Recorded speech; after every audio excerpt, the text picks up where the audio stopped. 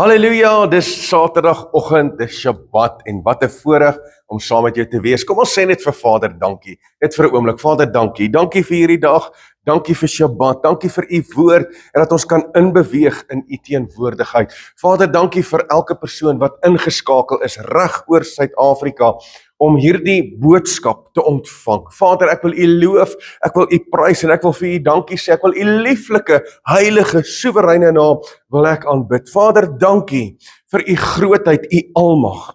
En Vader, dat ons as mens nooit agtergelaat sal word nie. Vader, u sê tog in u woord, u beloof dit, u sal ons nooit begewe en nooit verlaat nie. Vader, ek bid vir die bediening van die woord vanmôre. Vader, dat die woord vandag in die harte sal inbeweeg, dat dit die mense se lewens sal verander.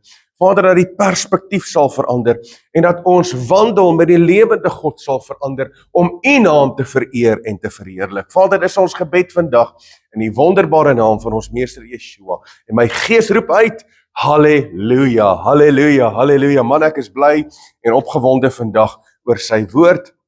Mag daar 'n blydskap wees in jou binneste. Die oomblik wanneer jy die woord oopmaak, mag daar 'n vreugde wees. Weet jy hoekom? Want dis Vader wat nou met jou gaan praat. Halleluja. So ek moet ag gee op die woord en ek moet mooi luister en ek moet besef dat dis nie net woorde wat geskryf is in 'n boek nie. Nee, dis die woorde van die Almagtige, die Skepper, wat nou met my en met jou gaan kom praat. Halleluja. Ek wil met jou gesels vanmôre oor die twee getuies. Wie is hulle? Wie is hulle? Ek dink daar's baie mense wat die vraag vra oor wie is die twee getuies. En ek dink dis belangrik om te weet wie die twee getuies is, veral in hierdie tydperk waarin ons lewe, want jy sien ons lewe in die laaste dae en daar sekere dinge wat besig is om plaas te vind. Kyk net wat gebeur reg oor die wêreld en daar is regtig dinge wat nou profeties so amazing in plek val en ons sien dat die einde is in sig. En die grootste gebeurtenis wat gaan gebeur, is die koms van Yeshua, maar voor dit is daar sekere dinge wat gaan plaasvind. En daarop moet ons let, daarop moet ons ag gee, en daar's nou natuurlik twee getuies wat ook tevoorskyn gaan kom, en hierdie twee getuies speel 'n baie belangrike rol in terme van die eindtyd. So voordat die koms van Yeshua plaasvind, gaan hierdie twee getuies plaasvind, hulle gaan op die toneel verskyn, en ek wil met jou gesels oor hierdie twee getuies. So, daar is nou natuurlik verskeie weergawes oor wie die twee getuies kan wees. En ek is seker jy het dit al gehoor, ek is seker jy het gehoor daar is verskillende weergawes, en ek wil gou hierdie weergawes met jou hanteer. So, die eerste weergawe wat baie prominent uitgedra word, is dat die twee getuies is twee groepe mense. So dis die Jode en dis die heidene of die gelowiges. So dis die Jode en die gelowiges, die wat gelowig geword het in Yeshua. So dis wie die twee getuies is. En dan is daar natuurlik 'n ander weergawe wat sê nee, dit is Henog en Elia. En dan is daar weer 'n ander weergawe wat sê nee, dis Moses en Elia. So daar is verskillende weergawe in terme van wie die twee getuies is. So ek wil saam met jou lees in die boek van Openbaring hoofstuk 11, net so 'n paar verse. Ons gaan nie die hele gedeelte nou lees nie, die verse gaan ek hanteer in die boodskap. Ek gaan net vinnig lees, Openbaring hoofstuk 11, vanaf vers 1. En 'n riet soos 'n stok is aan my gegee. En die engel het gestaan en gesê, staan op en meet die tempel van Elohim en die altaar wat daarin aanbid.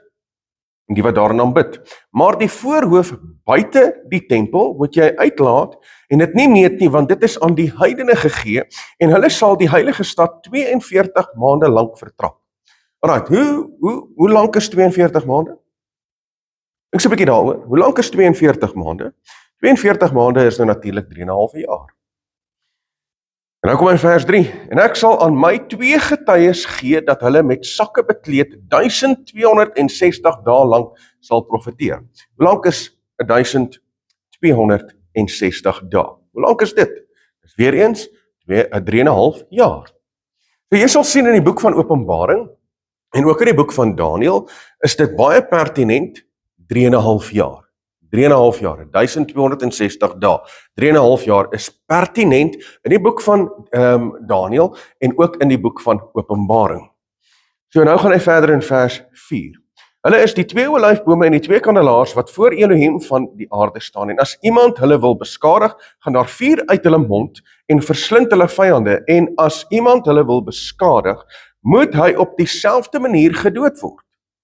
Hulle het mag om die hemel te sluit, sodat daar in die dae van hulle profesie geen reën sal val nie, en hulle die mag oor die waters het om die bloed in bloed te verander, en om die aarde te tref met allerhande plaas, so dikwels as hulle wil. En wanneer hulle die getuienis voleindig het, sal die dier wat uit die afgrond opkom, teen hulle oorlog voer, en hulle oorwin, en hulle doodmaak.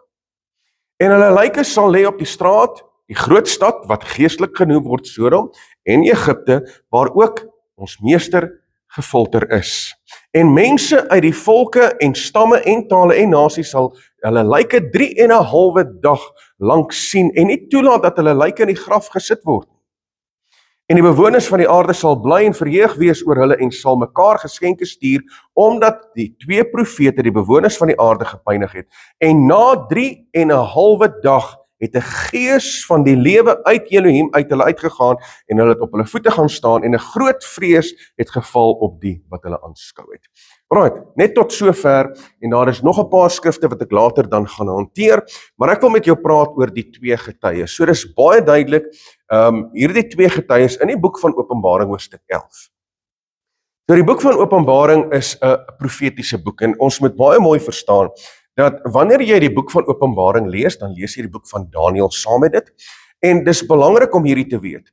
As jy die feeste van Jahwe verwerp en jy verstaan nie sy feeste nie, in terme van die profetiese tydlyn, in terme van Vader se hartklop, gaan jy die boek van Openbaring nie reg verstaan nie. En daarom is daar soveel verskillende interpretasies oor die boek van Openbaring. Want hierdie prediker sê dit, en daai prediker sê dat, en hierdie prediker sê dit, maar as jy die feeste verstaan, en jy verstaan Vader se woord, jy verstaan sy hartklop, en jy hou vas aan sy onfeilbare woord, in totaliteit, van Genesis tot by Openbaring, en jy verstaan dat Vader het ons in 'n verbond, en sy verbond staan vas, en ons moet sy woord eerbiedig, ons moet gehoorsaam wees aan sy gebooie, sy insettinge en sy verordeninge, dan gaan jy die boek van Openbaring beter verstaan. En dis baie belangrik, dat ek en jy sal weet, dat Vader werk in 'n patroon. Hy werk in 'n patroon. As jy kyk na die boek van Openbaring, sal jy sien, Vader werk in 'n patroon. As jy kyk na die hele Bybel, sal jy sien, Vader werk in 'n patroon. So nou wil ek jou gou vra, hoeveel feeste is daar? Daar's 7. Hoeveel attribute van God se Gees is daar? Daar is 7. En 7 is nou natuurlik die volmaaktheid van die lewende God. So dis wat op die menorah is, en jy sal sien hier agter my is die menorah, en daar is 7 lampe, en dit verteenwoordig die 7 feeste, en dan ook Jesaja 11 vers 2, die 7 attribute van Heilige Gees. So Vader werk in patrone. En nou, as jy kyk na die boek van Openbaring, hoeveel seels is daar? Daar's 7. Hoeveel trompette is daar? Daar's 7. Hoeveel skale word uitgegooi? 7. So Vader werk in 'n patroon, dis die perfekte patroon van Vader, ons skepper van hemel en aarde. Hierdie is ook noodsaaklik vir jou om te weet.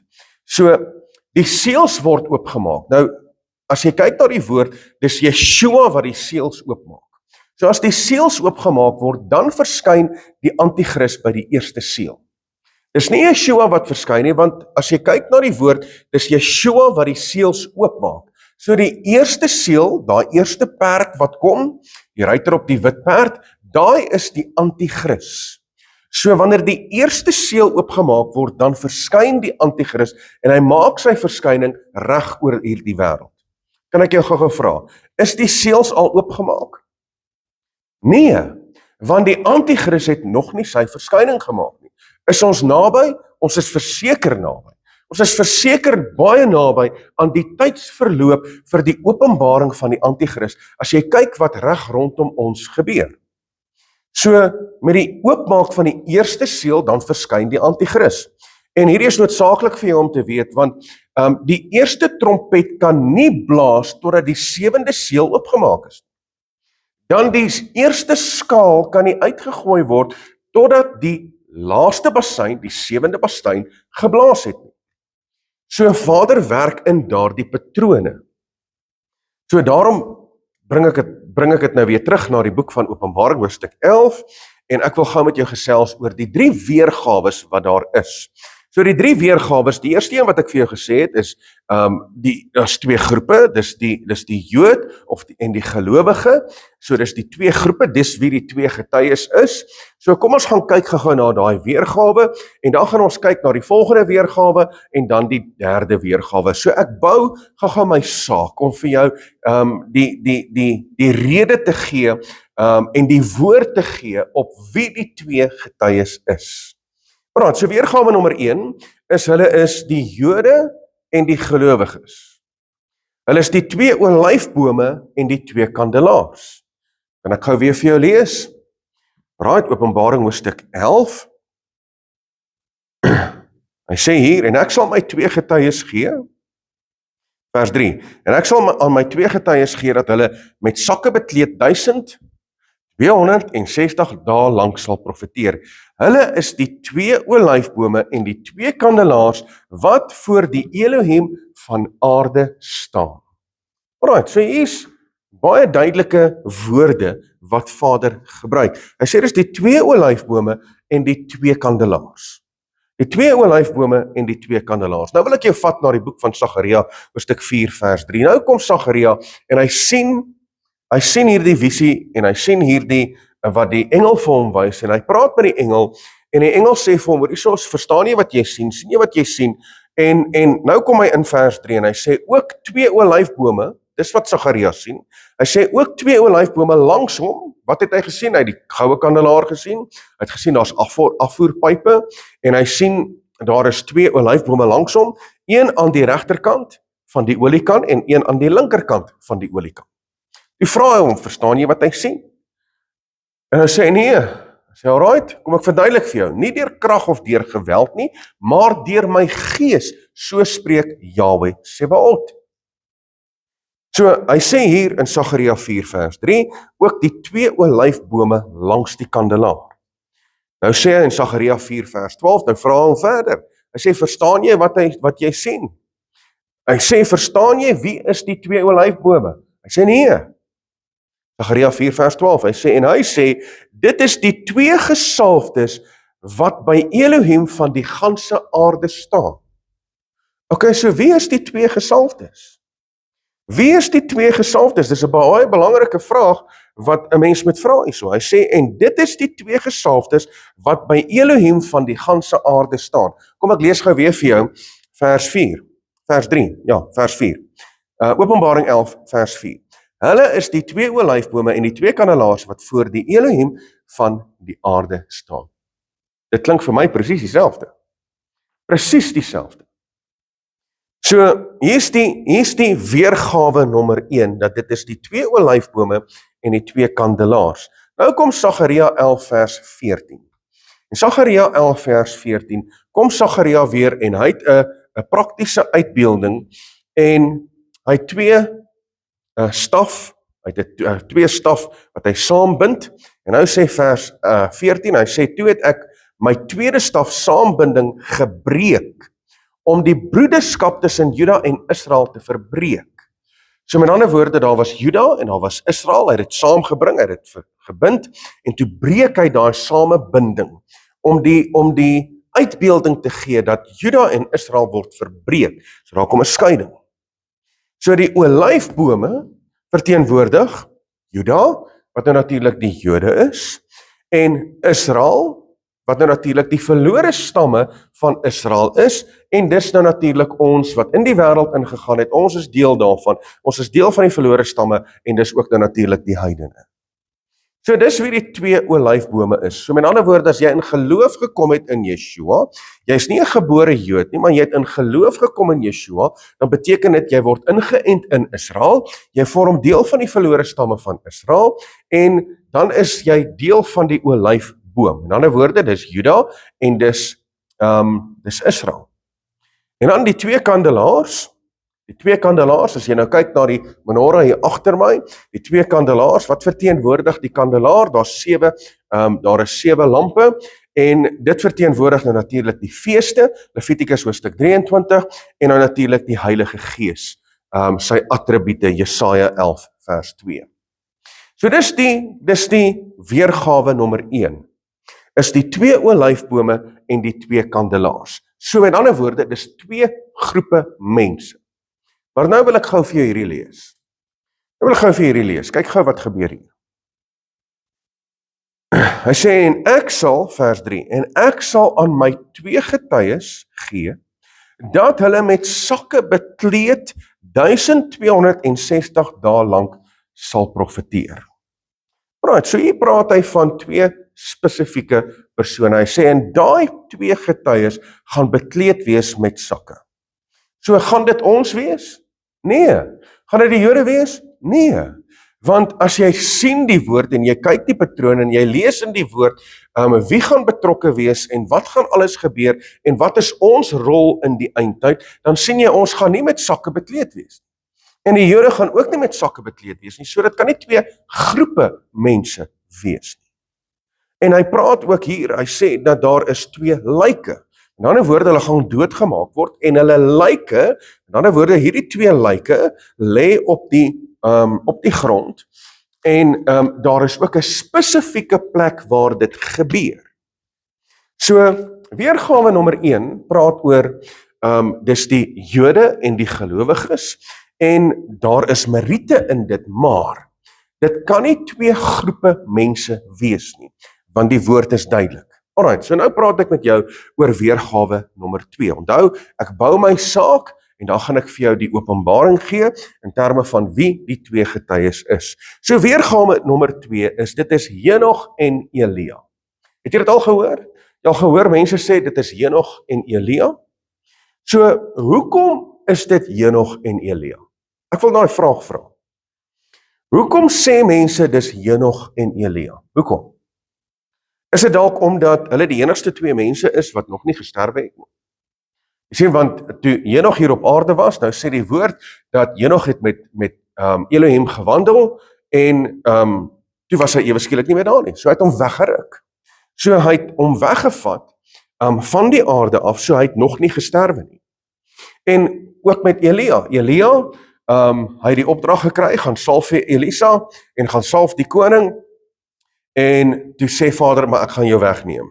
En voor Elisa se oë kom daar 'n perdekoets en van vuur en vat hom op hemel toe. En hy gooi sy mantel af na Elisa, so dit het gebeur voor sy oë. So hy is natuurlik hemel toe sonder om te sterwe. So hulle is die enigste 2 mense wat nog nie gesterwe het nie. So, en nou sê die woord dat in die boek van Hebreërs 9 vers 27 sê hy die volgende. Hy sê, en net soos die mense bestem is om eenmaal te sterwe en daarna die oordeel. So hier kom die argument in terme van weergawe nommer 2, dat jy sien, dis die enigste 2 mense wat nog nie gesterwe het nie, so hulle moet terugkom en dan moet hulle sterwe en dan kan hulle eers ingaan in die koninkryk van God, want hier sê die woord, Hebreërs 9 vers 27, net soos die mense bestem is om eenmaal te sterwe en daarna die oordeel. So alle mense moet sterwe. OK, so dis die argument. My vraag aan jou is, moet alle mense sterwe? Of gaan alle mense sterwe? Nee, nie almal gaan sterwe nie. Nie alle mense gaan sterwe nie. Hoe weet ek dit? Vat jy na die woord, 1 Korintiërs 15 vers 51. Hier kom Paulus en hy praat spesifiek oor die opstanding. Mense, baie belangrik. As jy 1 Korintiërs hoofstuk 15 gaan lees in konteks, praat Paulus van die opstanding. Wat gaan gebeur by die koms van Yeshua? Hy praat van die opstanding. Hy praat nie in daardie konteks van die wegraping nie, ons moet dit mooi verstaan.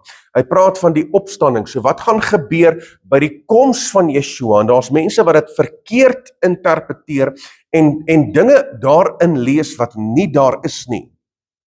Nou sê hy in 1 Korintiërs 15 vers 51, kyk, ek deel julle 'n verborgenheid mee. So dit is 'n verborgenheid, dis 'n mystery, dit was verberg gewees, dit was aan Paulus geopenbaar, en nou kom Paulus en hy openbaar dit aan ons. Wat gaan gebeur by die koms van Yeshua? Wat gaan gebeur vir die wat gesterwe het, en dat met die opstanding, wat gaan daar gebeur? Kyk, ek deel julle 'n verborgenheid mee. Ons sal wel nie almal ontslaap nie. OK, stop gou daar. So gaan almal sterwe? Nee. Nie almal gaan sterwe nie. Maar ons sal almal verander word. Ons sal almal verander word. So met ander woorde, net soos wat die wat in die grafte is, gaan opstaan, en hy gaan verander word, hy gaan 'n verheerlikte liggaam kry, net so gaan die wat nog in die lewe agterbly, by die koms van Yeshua verander word in 'n verheerlikte liggaam. So nie almal gaan ontslaap nie. So is dit dan korrek om te sê dit is Henog en Elia, want jy sien hulle is die enigste twee mense wat nog nie gesterwe het nie, en daarom sê die woord dat dit is bestem vir alle mense om eenmaal te sterwe en daarna die oordeel. Maar hier sê die woord dat nie almal gaan ontslaap nie. So as ek en jy dit maak deur die verdrukking, en as ek en jy in hierdie lewe nog oorbly, en ons sien die koms van Yeshua, dan beteken dit ons het nie in hierdie liggaam gesterwe nie. Maar as ek my lewe af lê en ek sterwe vir die koninkryk van God, dan is dit okay, dan is dit goed, maar ek gaan opgewek word by die laaste bassein en ek gaan opstaan. So dis weergawe nommer 2. So weergawe nommer 2 is Henog en Elia, en die argument is, hoor hierso, hulle het nog nie gesterwe nie, en daarby sê ek maar, okay, as dit die geval is, dan sien ek die woord sê dat nie almal ontslaap nie. So is dit dan regtig Henog en Elia? Nou praat ek met jou oor weergawe nommer 3. So ek bou die saak. Nou praat ek met jou oor Moses en Elia. Is dit nie dalk Moses en Elia? Mense sê dis Henog en Elia, ander mense sê nee, dis die twee groepe mense, dis die twee olyfbome, die twee kandelaars, en dit is die Jode en die gelowiges. So wat is nou die waarheid? Alright, so kom ek kyk gou na Moses en Elia. So volg my gou hier. Ek wil hê dat jy my mooi moet volg.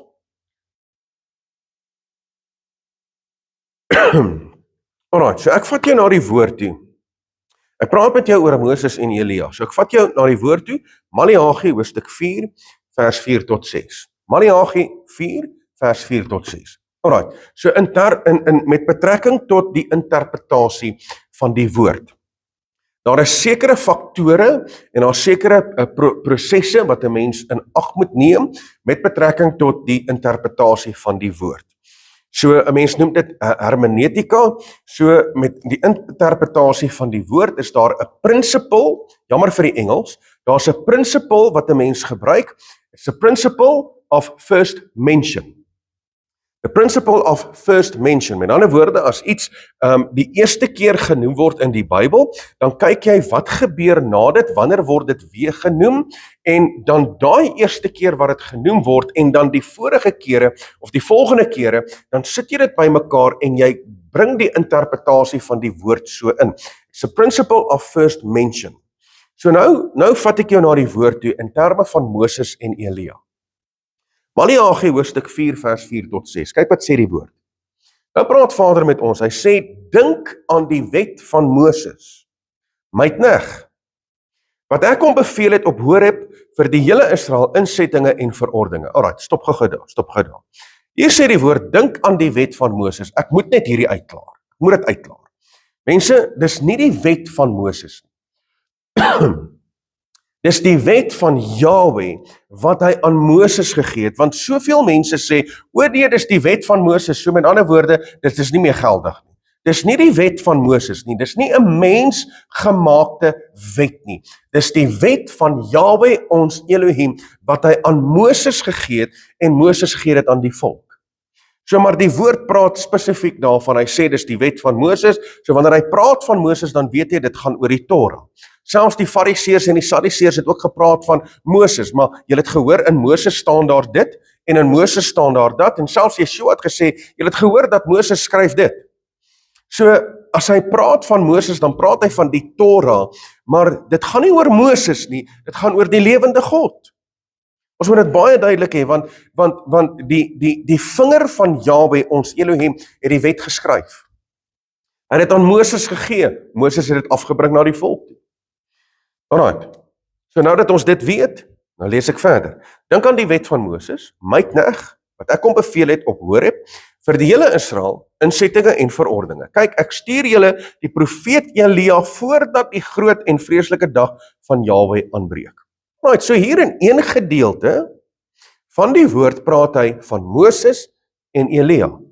Wow, is dit nie amazing nie? Hy praat van Moses en Elia. Hy sê heel eers, dink aan die wet van Moses, en dan gaan hy verder, ek stuur julle die profeet Elia voordat die groot en vreeslike dag van Jahwe aanbreek. Alright, so wat se dag is dit? Is dit toe Yeshua gebore was hier op aarde in Bethlehem? Was dit daardie dag? Nee, want daardie dag was nie 'n groot en vreeslike dag nie. Dit was 'n blye dag, ja, dat Yeshua vir ons as 'n in die vlees gegee is. Yes, dit was 'n blye dag. Maar hier praat hy spesifiek, hy sê die groot en vreeslike dag van Jahwe aanbreek. En as jy kyk in die woord, in die boek van Sagaria, dan sal jy sien dat die dag, en in die boek van Joel, dan sal jy sien dat die dag van Jahwe is vreeslik, en wie kan dit verdra? So dit is 'n groot en vreeslike dag. So dit het nou nog nie aangebreek nie. Met ander woorde, dat die koms van Yeshua het nog nie plaasgevind nie, en die profeet Elia het nog nie gekom nie. En nou sê hy verder, en hy sal die harte van die vaders terugbring tot die kinders, en die hart van die kinders tot die vaders, sodat ek nie hoef te kom en die land met 'n bandvloek tref nie. So in hierdie een gedeelte praat hy van Moses en Elia. So Johannes die Doper het wel gekom in die gees van Elia. Hy het wel gekom in die gees van Elia. Toe Yeshua gebore is, toe het Johannes die Doper eers gekom, hy het die weg oopgemaak, hy het die weg voorberei vir die Messias, so hy het eers gekom in die gees van Elia. Daarom sê hy in Lukas 1 vers 17, en hy sal voor hom uitgaan in die gees en die krag van Elia, om die harte van die vaders terug te bring tot die kinders, en die gehoorsaames tot die gesindheid van die regverdiges, om vir Jahwe 'n toegeruste volk te berei. Halleluja. So dat Johannes die Doper het gekom met die gees en die krag van Elia, maar dit is nog nie plaasgevind, dit wat Maleagi hoofstuk 4 vers 6 sê nie. Hy sê, dink aan die wet van Moses, en dan gaan hy verder, hy sê, ek stuur julle die profeet Elia, voor die groot en vreeslike dag van Jahwe. So hierdie is first mention, van Moses en Elia. So, as dit first mention is, dan moet ons gaan kyk na die ander kere wat dit ook genoem word, waar in dieselfde gedeelte, waar dit ook gepraat word van Moses en Elia. Nou kom ek vat jou na die berg van verheerliking. Matteus hoofstuk 17 vers 1 tot 3. Hier kom Yeshua en hy vat sy disippels saam met hom en hulle klim op 'n berg en daar gebeur iets amazing. Kom ek lees vir jou. En na 6 dae het Yeshua vir Petrus en Jakobus en Johannes sy broer saamgeneem en hulle op 'n hoë berg in die eensaamheid gebring. En hy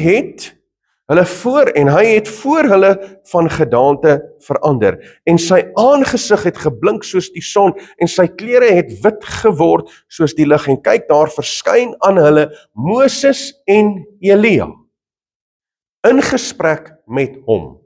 Okay, so nou is daar 'n tweede gedeelte waar hy praat van Moses en Elia in een gedeelte. Alright, so eerste Maleagi hoofstuk 4, tweedens Matteus hoofstuk 17 vers 1 tot 1 tot 3, praat hy hier van Moses en Elia. So wie verskyn aan hom op die berg van verheerliking? Moses en Elia. Hoekom nie Henog en Elia nie? Hoekom nie Henog en Elia nie? Dis 'n baie belangrike vraag daar. Hoekom nie Henog en Elia nie? Hoekom Moses en Elia? Hoekom Moses en Elia? Wat verteenwoordig Moses? Ons het nou gelees in Maleagi hoofstuk 4 vers 6, hy sê dink aan die wet van Moses. So wat verteenwoordig Moses? Moses verteenwoordig nou natuurlik die wet, die insettinge en die verordeninge van Jahwe ons Elohim. Dis wat Moses verteenwoordig. So wanneer jy praat van Moses en jy noem Moses, dan weet jy, okay, dis die Torah, dis die wet, dis die insettinge en dis die verordeninge van Jahwe ons Elohim. So wat verteenwoordig Elia? Elia verteenwoordig nou natuurlik die profete. Elia verteenwoordig die profete. Nou wil ek jou weer vat na die woord in Lukas hoofstuk 24 vers 27.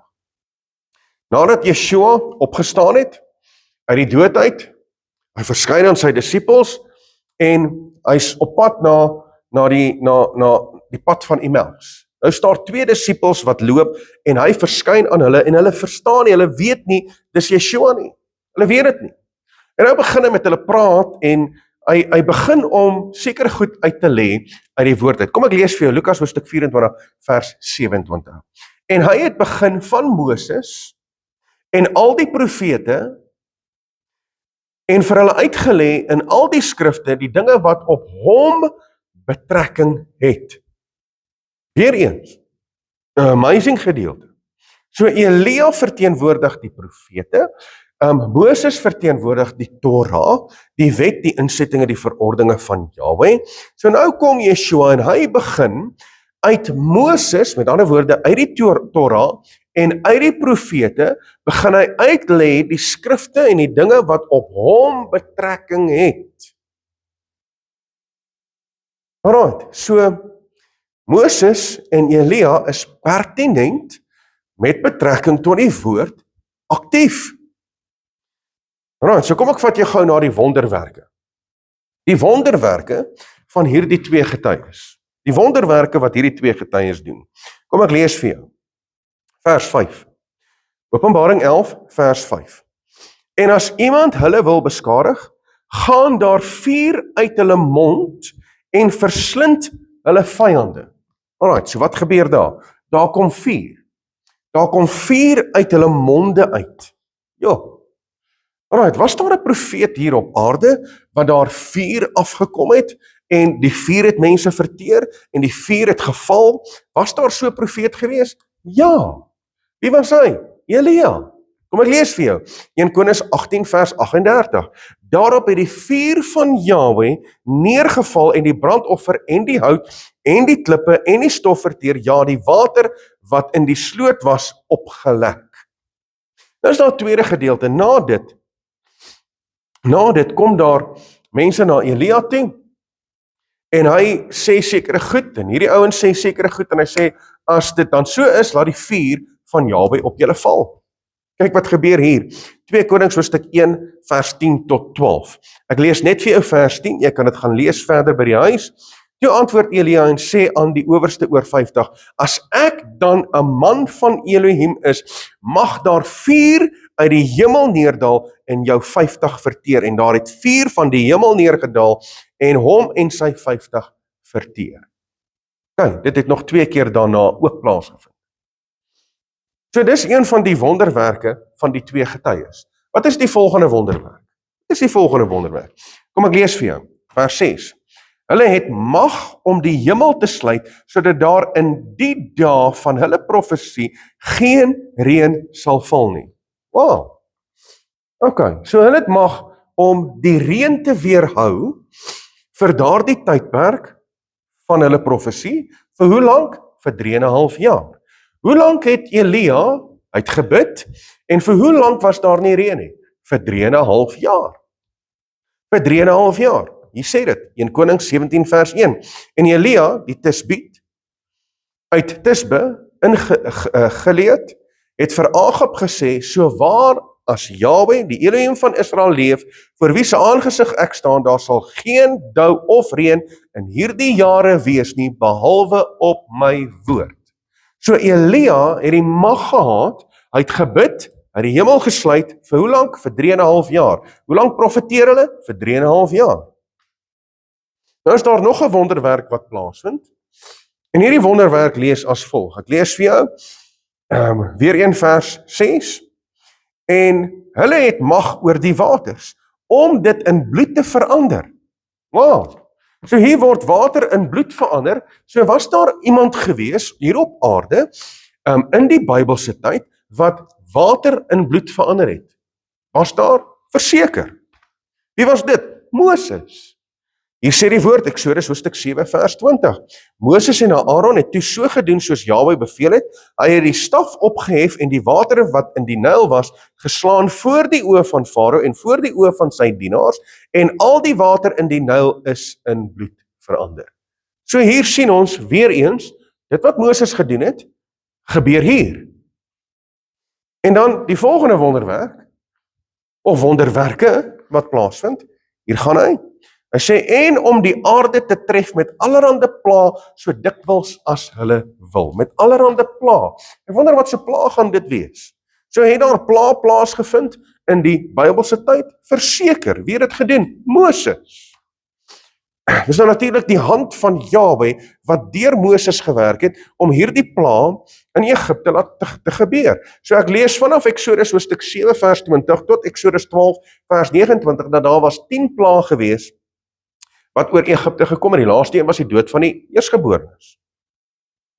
So my vraag aan jou, nou sien jy dat daar's 'n principle of a law of first mention, en ons sien dat dit gebeur in die boek van Matteus. Wie verskyn aan Yeshua? Moses en Elia. Van wie praat Yeshua toe hy op die pad na Emmaus is? Van wie praat hy? Hy praat van Moses en die profete. So Elia verteenwoordig die profete, Moses verteenwoordig nou natuurlik die Torah, die wet en die insettinge en die verordeninge van Jahwe. So van wie getuig hierdie twee getuies? Van wie getuig hierdie twee getuies? So hier sê Yeshua in Lukas 24 vers 27, dat hy het begin om van Moses en al die profete, al die skrifte uit te lê, die dinge wat op hom betrekking het. So hierdie twee getuies, Moses en Elia, van wie getuig hulle? Want hulle is die twee getuies. Hulle kom om wat te doen? Om te profeteer en om te getuig. So van wie getuig hulle? Van wie profeteer hulle? Hulle getuig van Yeshua. Ons sien dit reg deur die woord. In die Torah is daar 'n absolute getuienis oor Yeshua, want hy is die vervulling van die wet. Hy het die seremoniële wet totaal kom vervul. Elke offer, elke aspek is 'n verwysing na hom. Selfs die tabernakel, elke instrument in die tabernakel is 'n verwysing na hom, want hy is ons brandofferaltaar. Halleluja! En hy het sy lewe vir ons kom aflê. Hy is die tafel van die toonbrode, want hy is die brood van die lewe. En hy is in die menorah, want in die menorah is hy die middelstuk. Hy is die middelstuk. En die menorah getuig oor wie Yeshua is.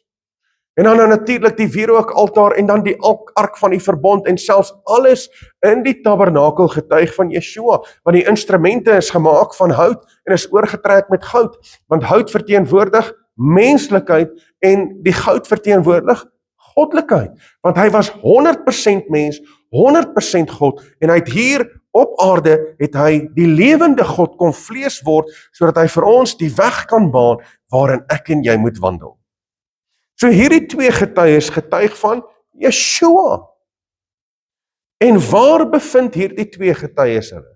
Waar bevind hulle? Is hierdie twee getuies sommer net enige plek? Nee, hulle is in Israel, hulle is in Jerusalem. Dis waar hulle bevind. Ek lees vir jou Openbaring 11 vers 8, ek het dit net vir jou gelees. Kyk wat sê die woord. Hy sê, nadat hulle doodgemaak word, en hulle lyke sal lê op die straat van die groot stad, wat geestelik genoem word Sodom en Egipte, waar ook ons meester gefilter is. So waar was Yeshua doodgemaak? In Jerusalem. So hierdie twee mense is spesifiek in Israel, spesifiek in Jerusalem. So al die Jode en al die gelowiges gaan nie gesamentlik in Israel wees nie. So dit kan nie die Jode en die gelowiges wees nie. Dit kan nie. Dit kan ook nie Henog en Elia wees nie. Want jy sien, Henog het nie daai getuienis van die wet, die Torah, in geheel nie. So hierdie twee mense bevind hulle in Jerusalem, in Israel. En hier sê die woord, hy sê dit baie duidelik, en hulle lyke sal lê op die straat van die groot stad wat geestelik genoem word, Sodom en Egipte, waar ook ons meester gefilter is. So hoekom sê hy Sodom en Egipte? Dis twee belangrike woorde hierdie. So, hoekom sê hy Sodom en Egipte? Want dit geestelik genoem word, Sodom en Egipte, dit praat van die geestelike kondisie van die volk en die nasie en die Jode in die tydperk waarin die twee getuies gaan verskyn. So dit praat van die geestelike kondisie. Mense gaan kyk bietjie wat gaan aan in Israel nou. Gaan kyk bietjie wat is die geestelike kondisie. En ek gaan op 'n latere stadium gaan ek daaroor praat, want hulle is so in gereedheid om die tempel op te rig. Alles is reg en hulle gaan weer offers bring en dit beteken dat hulle geestelike kondisie, alhoewel hulle dink hulle doen reg en alhoewel hulle dink uiterlik volgens die Torah is alles reg, hulle geestelike kondisie is so Sodom en Egipte. Kyk net so bietjie, net 'n bietjie verder weg van Jerusalem af, kry jy die groot stad Tel Aviv. En Tel Aviv is 'n goddelose stad. Hulle het pride parades en hulle het al hierdie goed en dis 'n goddelose stad, maar dis Jode wat daar bly. Dis Israeliete. So mense, dis 'n geestelike kondisie waarin die nasie Israel, waarin die Jode die volk gaan wees by die verskyning van hierdie twee getuies. Want hierdie twee getuies getuig oor wie? Oor Yeshua. Hulle getuig oor Yeshua.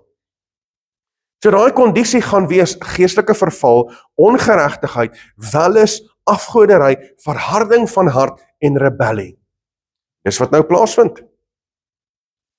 Nou wil ek jou vra, wie maak hierdie twee getuies dood? Wie maak hierdie twee getuies dood? Kom ek lees vir jou. Wie maak hierdie twee getuies dood? Vers 7. En wanneer hulle hul getuienis volëindig het, sal die dier wat uit die afgrond opkom, teen hulle oorlog voer en hulle oorwin en hulle doodmaak.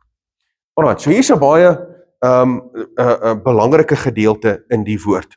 Hy sê, en wanneer hierdie getuies hulle getuienis volëindig het, sal die dier wat uit die afgrond opkom, teen hulle oorlog voer en hulle oorwin en doodmaak. So dit beteken dat die antichrist of die diersisteem, die antichrist-sisteem is alreeds daar. Onthou een ding, die woord is baie duidelik, dat die antichrist maak sy verskyning en hy's vir 3,5 jaar is hy aan bewind. Hoe lank getuig hierdie ouens? Vir 3,5 jaar. So wanneer die antichrist sy verskyning maak, gaan hierdie twee getuies ook hulle verskyning maak. So die antichrist is in beheer en hy het alreeds verskyn wanneer hierdie twee getuies opgestaan het. So die dier maak hom dood of die antichrist maak hom dood. Maar hier's iets wat noodsaaklik is vir ons om te weet. Die dier gebruik mense om dit te doen. Net soos die Satan dit gedoen het al van die begin af, so doen die dier dit ook. Hy gebruik mense om dit te doen. Kom ek lees vir jou. Matteus hoofstuk 23 vers 29 tot 31. Kyk gou wat gebeur hier. Nou praat Yeshua. Hy sê die volgende: Wee julle skrifgeleerdes en fariseërs, geveinsdes, want julle bou die grafte van die profete en versier die grafstene van die regverdiges, en julle sê, as ons in die dae van ons vaders geleef het, sou ons geen deel gehad het aan die bloed van die profete nie. Julle gee dus teen julle self getuienis, dat julle kinders is van die wat die profete vermoor het. Wow. Yeshua sê, ouens, julle is so besig om die grafte te versier, maar dis julle, en is julle vaders wat die profete doodgemaak het. So wie het die profete doodgemaak? Die Jode. Kan ek jou gou vra? Wie het Yeshua doodgemaak? Ook die Jode. Alhoewel deur die hand van die Romeine, maar die Jode het hom ook doodgemaak. Dis 'n Romein gewees wat hom doodgemaak het, wat hom geslaan het en wat die spykers ingeslaan het. Dit was die Romeine gewees. Alright, so wat verteenwoordig die Romeinse ryk? Die Romeinse ryk verteenwoordig die antichrist-sisteem, die diersisteem. Dis wat die Romeinse ryk verteenwoordig. Maar wie het gedruk dat Yeshua doodgemaak word? Die Jode. Wie gaan druk dat hierdie twee getuies doodgemaak gaan word? Die Jode. So, die dier gaan hulle doodmaak, maar hy gebruik mense om dit te doen, net soos wat hulle vir Yeshua doodgemaak het. Hoekom? Van wie getuig hierdie twee getuies? Hulle getuig van Yeshua. Dis van wie hulle getuig. En nou sê die woord in Prediker 1 vers 9, hy sê wat gewees het, dit sal weer wees, want daar wat gebeur het, sal weer gebeur, en daar is glad niks niets onder die son nie. In ander woorde, net soos wat dit gebeur het, in Yeshua se tyd, gaan dit weer gebeur. Gaan weer gebeur. Voor die koms van Yeshua, gaan daar getuienis wees, oor wie Yeshua is. Daai twee getuies gaan getuig, want dis Moses en Elia, want Moses getuig oor die wet, die insetting en die verordeninge, en ons moet terugdraai na Jahwe ons Elohim. Hoe doen ek dit? Deur die bloed van die lam. Die verbond word verenig deur die bloed van Yeshua. Ons staan onder die verbond. Dis hoekom hy sê, ek gee aan julle 'n nuwe verbond. Wat is daardie nuwe verbond? Daai nuwe verbond is die bloed van Yeshua. Hy sê, en ek gee dat my wette op julle hart geskrywe word, en ek sal gee dat my Heilige Gees julle lei om in my insetting en my verordeninge te wandel. So dis die verbond. En Moses getuig van daardie verbond, hy getuig van Yeshua. Elia is deel van die profete, want wat het die profete gedoen? Die profete het geprofeteer oor die koms van Yeshua. So Elia profeteer oor wie Yeshua is. Nie meer wil ek afsluit. Kyk, hier gebeur 'n paar goed hier. Ek het nie hierdie verse gelees nie, ek lees dit nou vir jou. Hier gebeur 'n paar dinge. Vers 12. En hulle het 'n groot stem uit die hemel hoor sê, kom op hierheen, en hulle het opgevaar na die hemel in die wolk, en hulle vyande het hulle aanskou. En in die uur het daar 'n groot aardbewing gekom, en 1/10 van die stad het geval, en 7000 mense het in die aardbewing omgekom, en ander het bevrees geword, en aan Elohim van die hemel heerlikheid gebring. Die tweede wee het verbygegaan, kyk, die derde kom gou. So, nadat dit gebeur het, en hulle vaar op na die hemel toe, gebeur daar iets amazings. Daar vind 'n aardbewing plaas. En die aardbewing, 1/10 deel van die stad val. Wat verteenwoordig, wat is die numeriese waarde van 10? 10 is die numeriese waarde van goddelike oordeel. 10 is die numeriese waarde, dit van verteenwoordig die 10 gebooie of die 10 opdragte. Met ander woorde, hulle was ongehoorsaam aan die opdragte van Jahwe ons Elohim. En daar kom 'n goddelike oordeel. En 7000 mense sterf. Wat verteenwoordig die 7000? Dit verteenwoordig die 7000 jaar van die mens hier op aarde. Daar is 2 groepe mense, of 2 groepe van 7000 in die woord. 2, net 2. Die 7000 wat sterf, in die boek van Openbaring hoofstuk 11, is die tweede gebeurtenis van 7000 mense. Die eerste gebeurtenis is in 1 Konings hoofstuk 19 vers 18. Daar is 7000 profete wat hulle knieë nie voor Baal buig nie. Hier is Elia, hy's in die spilonk, hy moan, hy sê, Vader, ek is die enigste profeet wat oorgebly het. En Vader sê, nee, is nie. Ek het 7000 profete wat hulle knieë voor Baal nie gebuig het. En hier waar Elia weer sy verskyning maak, sterf daar 7000 mense. So mense, dit is baie belangrik dat ek en jy nie ons knieë voor Baal sal buig nie. Dat ek en jy nie met Baal aanbidding sal besig wees nie. Dat ons nie sal besig wees met afgoderry en met dinge wat Vader nie vereer nie. Ons moet besig wees om hom eerbiedig te wees en hom te behaag in elke aspek van ons lewe. As Moses getuig oor Yeshua en Elia getuig oor Yeshua, dan beteken dit hy moet die belangrikste punt in ons lewe wees. En as hy die belangrikste is, dan is ons gehoorsaam aan sy wet, sy instruksie en sy verordeninge. Die mense, dit is so belangrik. Ons moet 'n lig wees vir 'n verlore gaande wêreld. Ons moet 'n getuienis wees wat ek en jy uitdra in 'n verlore gaande wêreld. Ek en jy kan nie 'n gelowige wees in die geheim nie. Net soos wat hierdie 2 getuies opstaan in die publiek en hulle getuig oor wie? Oor Yeshua. So met ek en jy ook in hierdie laaste dae waarin ek en jy lewe 'n getuienis wees vir wie? Vir Yeshua. So ek wonder hoe lyk jou lewe? Ek wonder of jy kan sê, maar Vader, mag ek 'n getuienis wees vir hierdie wêreld? Vader, is ek nou alreeds 'n getuienis? Skyn my lig in 'n donker wêreld? Is ek die sout van die aarde? Want as ek dit nie is nie, dan beteken dit ek gee nie die getuienis wat ek moet gee oor wie Yeshua is nie.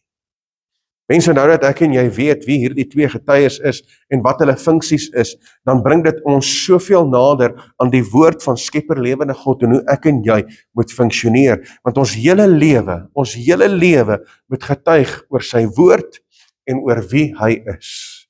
En mag dit so sigbaar wees in ons lewe, dat Abba Vader verheerlik kan word. Dat Abba Vader die eer, die lof en die aanbidding kan kry in ons lewe. Halleluja. Here waar jy is, kom ons bid gou saam. Halleluja. Vader, baie dankie. Dankie vir u woord. Vader, dankie dat u woord met ons kom praat. Dankie dat ons die woord kan uitdra, Vader, vir mense wat nodig het om dit te hoor. En baie keer, Vader, is ons nie op die plek waar ons moet wees. Vader, want u het ook vir ons 'n instruksie gegee, 'n opdrag gegee, dat ons die lig van die wêreld moet wees. Dat ons die sout van die aarde moet wees. En Vader, help ons dat ons sal lyk soos lig en sal proe soos sout. Vader, ek bid dat ons harte geneig sal wees na die woord en dat ons ag sal gee op wat nou gebeur in die laaste dae. Vader, dat ons ook die getuienis sal uitdra van Yeshua, ons verlosser en saligmaker, en dat ons werklik waar 'n verskil sal maak rondom ons en waar ons ook al beweeg. Vader, want ons besef ons is in die laaste dae en daar's nog mense wat moet inkom in die koninkryk van God en help ons, Vader, om die regte getuienis uit te dra, sodat daardie mense ook tot bekering kan kom en ook kan inkom in die koninkryk van God. Ek bid, Vader, maak ons bruikbare instrumente in die hande van die lewende God, net soos wat u vir hierdie twee mense 'n taak gegee het in die laaste dae, so is daar ook 'n taak op ons lewe in die laaste dae waarin ons lewe, en dat ons 'n lig sal wees in 'n donker, krom en verdraaide wêreld. Help ons, Abba. Vader, ek bid dat die lig in ons aan die brand sal wees en dat ons werklik waar Yeshua sal reflekteer in elke aspek van ons lewe. As ons dink, sal ons dink aan die woord, aan sy insettinge, sy verordeninge. As ons praat, sal ons praat oor wie Yeshua is. Vader, en ons wandel sal reflekteer dat die lewende God deel is van ons lewe. Help ons, Vader, lei ons voetstappe en wees met ons tot aan die volëinding van hierdie wêreld. Dis ons gebed en ons uitroepe vandag in die wonderbare naam van ons Meester Yeshua. En my gees roep uit, halleluja, halleluja, loof sy naam. En ja, baie dankie dat jy ingeskakel was. Ek eer die lewende God, dankie vir sy woord, en mag hierdie woord vandag 'n groot betekenis in jou lewe hê. Nou ja, van my kant af, Rian Abreed, was absoluut 'n voorreg om met jou te gesels. Tot volgende keer, Shalom.